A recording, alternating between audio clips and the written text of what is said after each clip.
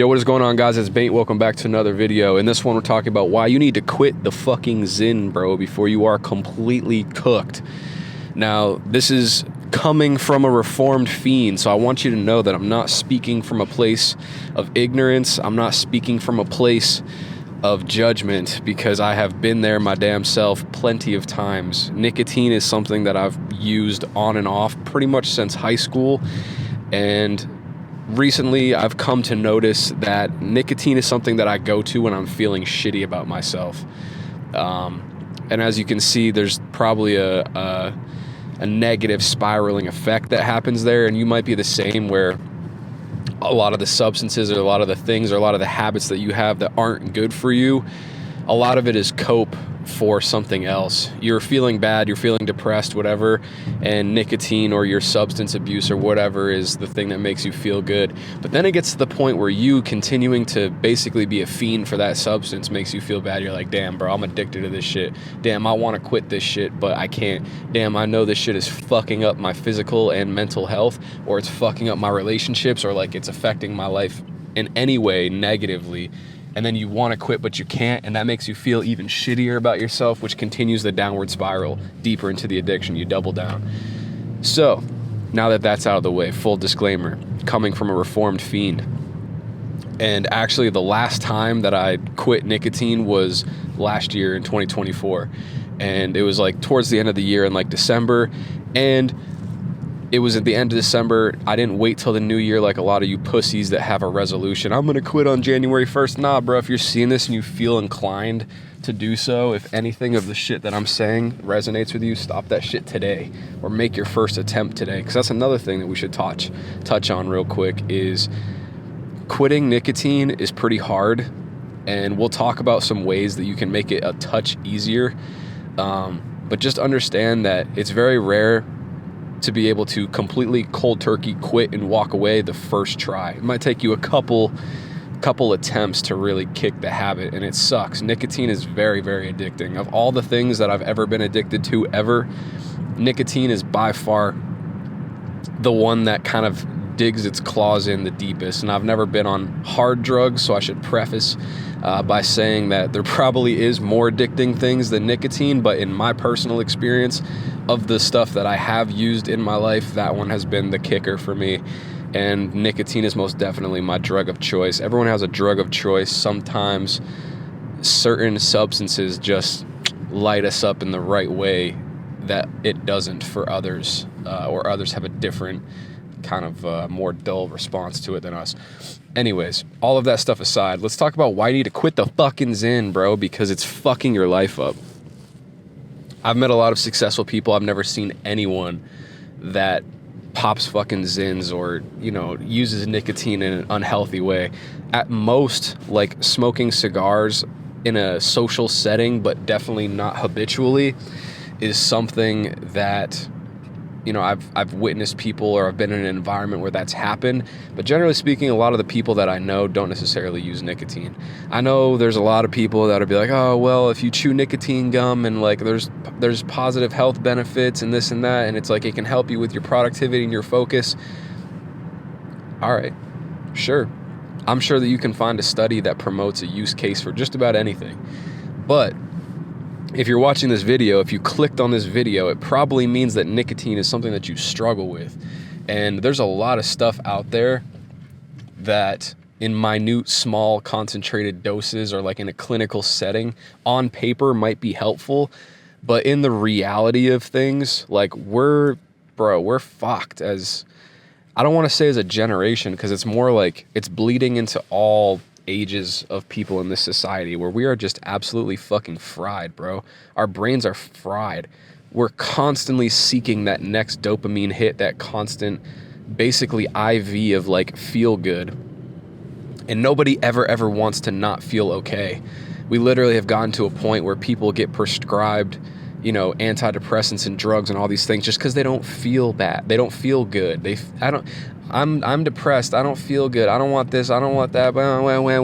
Excuses. Here's a pill. Here's a prescription. Here's this. Here's that. Just fucking Band-Aid. Cover up the problem. You know what I mean? No one ever fucking gets to the root of shit, which is that, yeah, sometimes life is hard and sometimes life isn't fair, and sometimes it's not going to feel great. A lot of times the hardest chapters in your life are the ones that end up shaping you into something great.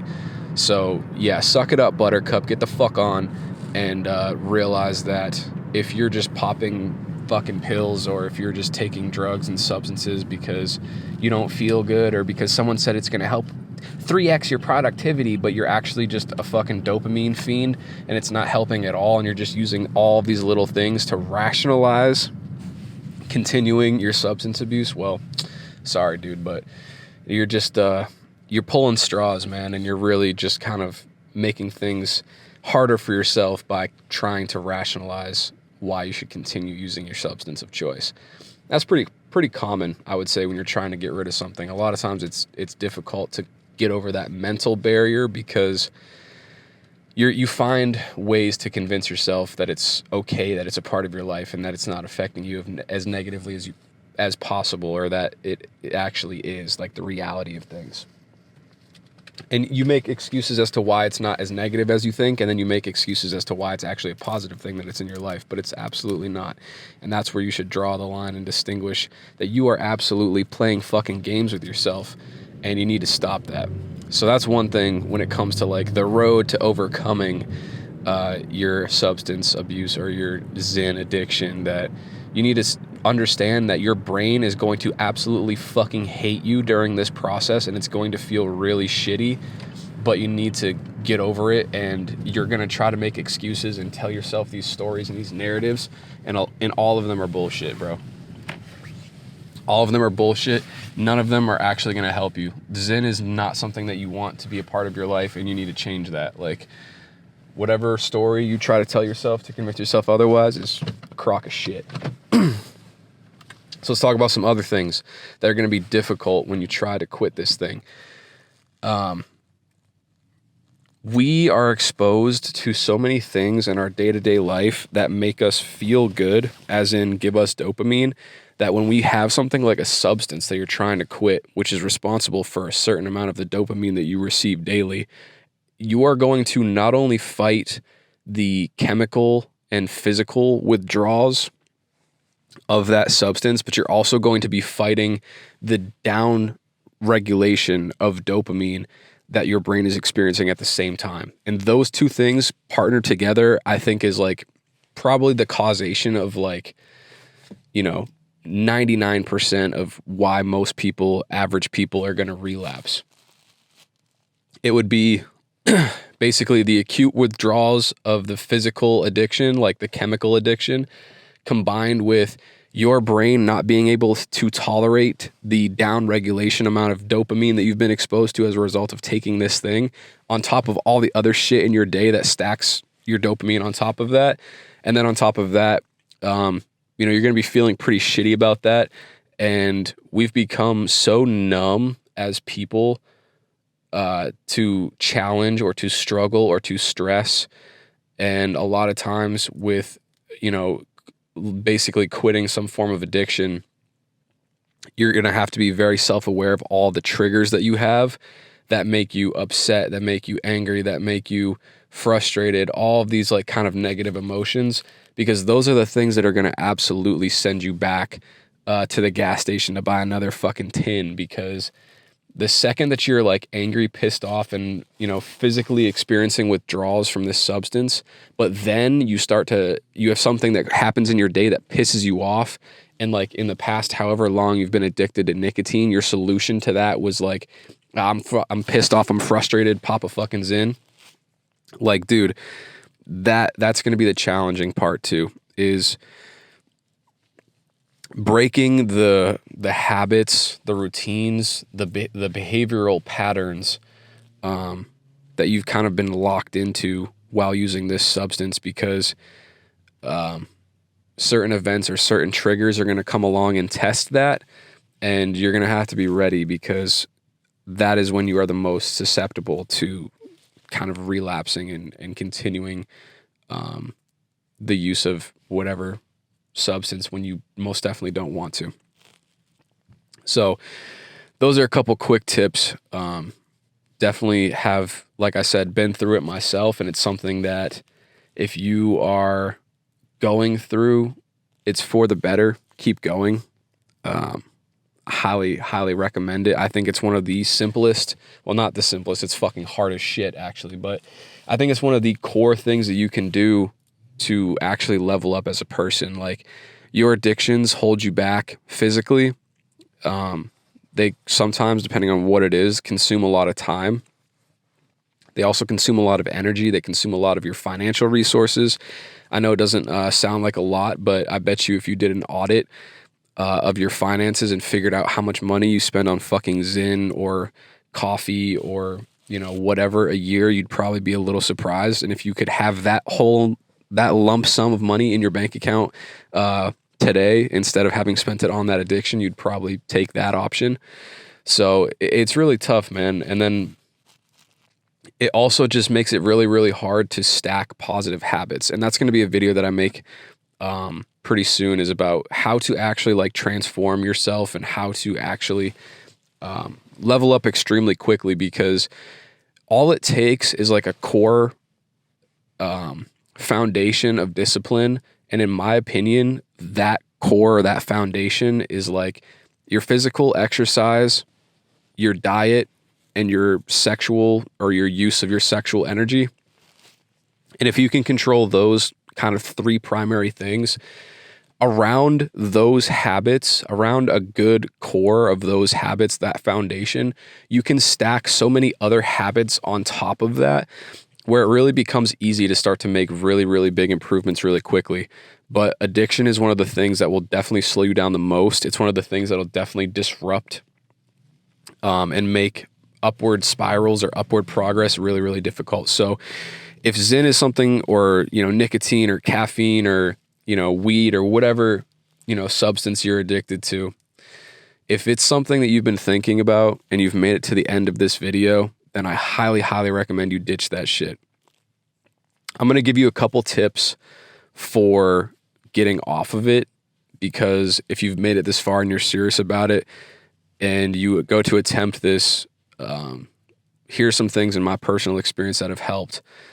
For one, like I said earlier, you're going to probably need a couple attempts at this. Nicotine is something that, like, every time I try to quit, and I've been on and off of nicotine for like, whatever, 6-8 years at this point. And every time that I say in my head that I'm going to quit, it usually takes like 2 or 3 actual attempts and relapses within that process to make it happen. So it's shitty to say, but you need to be firm with yourself in your choice to quit, but you need to be forgiving with yourself in the case or in the event of relapse. Because like we said before, you could be different from me, but in my personal experience, the feeling down about yourself, feeling shitty about yourself, or coping with events in life that have made you feel like bad, if you are using your substance in that way, relapsing from the substance will drive you deeper into the substance use. So if it happens, it happens, and just like kind of be a little bit forgiving with yourself, and just be like, all right, you know what, that happened. It is what it is. We'll get back on the horse and try again. And eventually you can kind of reinforce the habits and the patterns of quitting to eventually sustain not being on that thing.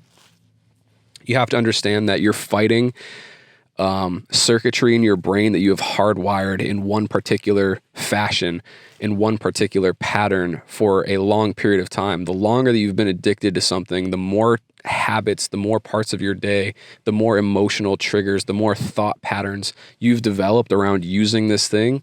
And so every time you encounter one of those, your brain's going to go, wait a minute, this is usually when we take nicotine. Wait a minute, this is usually when we puff the vape.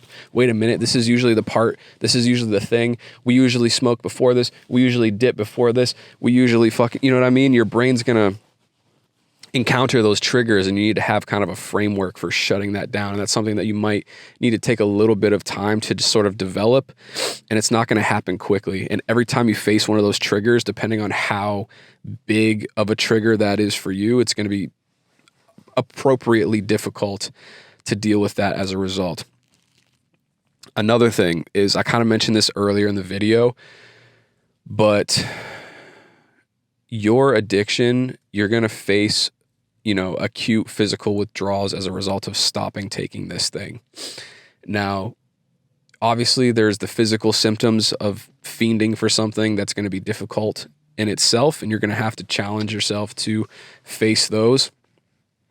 But also there's the drop in dopamine that you're going to receive as a result of not taking that substance.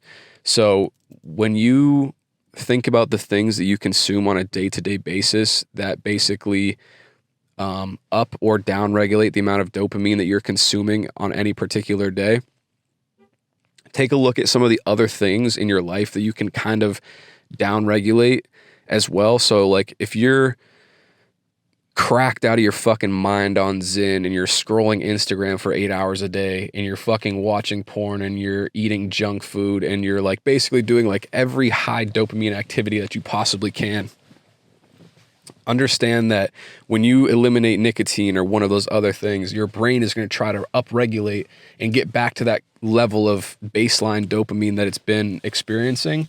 So when you try to quit an addiction, you're going to start to fiend for that addiction, but also fiend for everything else, to try to like make up for that gap, that lack of dopamine that is missing basically from the quitting of nicotine in this case or whatever. So as you're going and as you're getting ready to kind of quit a particular substance, trying to downregulate your dopamine a little bit before you actually attempt to do so by like getting rid of some of the other things. If you're drinking like 4 cups of coffee a day, bring it down to 1 before you try to get rid of the hard thing. Or, spend less time on social media. Or if you can like start going to the gym or reading books or doing something that will like give you a little bit of dopamine, but it's also there's a bit of work and reward associated with that particular activity, then that'll help a lot too. Basically, to summarize that all up and wrap it up in a nice kind of bow tie and move on here, your nicotine addiction is responsible for a certain amount of dopamine that your brain is used to receiving every single day. If you go to quit that substance, you're going to deal with the physical withdrawals of that thing and also deal with the dopamine withdrawal or the absence of the dopamine that was primarily being delivered to you via the nicotine. So you need to prepare yourself for the mental and physical battle you're going to be fighting when that thing disappears. You can do that by basically down-regulating other high dopamine activities, junk food, porn, caffeine, scrolling fucking Instagram, social media, consuming content mindlessly, sex, all this other shit, right? Boom. So if you down-regulate those, you'll have less dopamine every single day. Your brain will get a little bit used to that. So when one chunk of it goes missing, it's not as like screaming at you, telling you to fucking, go do something to make yourself feel good or you're going to jump off a bridge type shit. Moving on. Exercise will help a lot. Nicotine can be out of your bloodstream in like 3 days, I think. So the more that you sweat, the quicker it's going to move through your system. Stay hydrated, drink a lot of water. Definitely go to the gym, do cardio, run on the treadmill. Sweat that shit out as fast as you fucking can, bro, because the quicker that you can get it out of your system, the less you're going to have the physical withdrawal symptoms, and that'll make things just a little bit easier to manage. Hot tubs can be effective. Not as good as like a sauna though. A sauna, you're going to be sweating. So saunas and, hot tubs have been beneficial in my experience. So if you have access, if you're fortunate enough to have one at home, if you have one at the gym, whatever, that's great. But yeah, exercise can definitely be a huge part of it. And also as a result of not only sweating out the nicotine from your system, building the positive habit of exercising and going to the gym.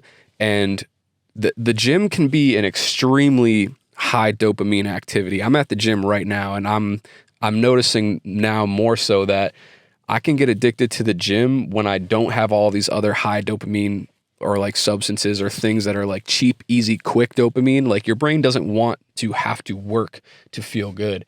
However, when you eliminate all the cheap, easy shit that you can just pop a fucking lip pillow and feel great, well, that's instant gratification, right? If you can eliminate that and start doing things where there's work on the front end but reward on the back end, so aka going to the gym is hard, working out, physically lifting shit is hard, it's difficult, your brain doesn't want to do it, but the result of that is a more clean, more healthy, more long-term feeling of dopamine, and like the feel-good chemicals, right? So going to the gym can be an extremely valuable asset for you if you're trying to work yourself out of substance abuse, but also replace that kind of void with something extremely productive that'll actually help you instead of hurt you. And in my experience, the gym has been like that place for me where it has an upward spiraling effect, not only because it impacts my physical health and makes me look good and feel good, but going to the gym also gives me a creative boost. It gives me kind of a mental clarity that helps with business. It gives me sort of a motivational boost where I like right now it's a little bit after, noon. I've already done some stuff this morning today, and typically I'd be at the gym a little bit sooner. But, for me, going to the gym in the morning or like early afternoon is kind of the eating of the frog where I've already done something hard for the day. So it makes all of the work or all of the other habits or all the other difficult things that I maybe don't exactly want to do, but should do later in the day, it makes them a little bit easier. So that's kind of that. If you guys have any other questions, comments, concerns, drop them in the comments down below. If you made it this far in the video, you're a fucking real one. I appreciate you. Make sure you like, comment, subscribe, all that good stuff. And yeah, that's pretty much it for today, guys. I appreciate you watching this far into the video. So till next time, stay strong, stay blessed, stay dangerous. I'll catch you. All right. Peace.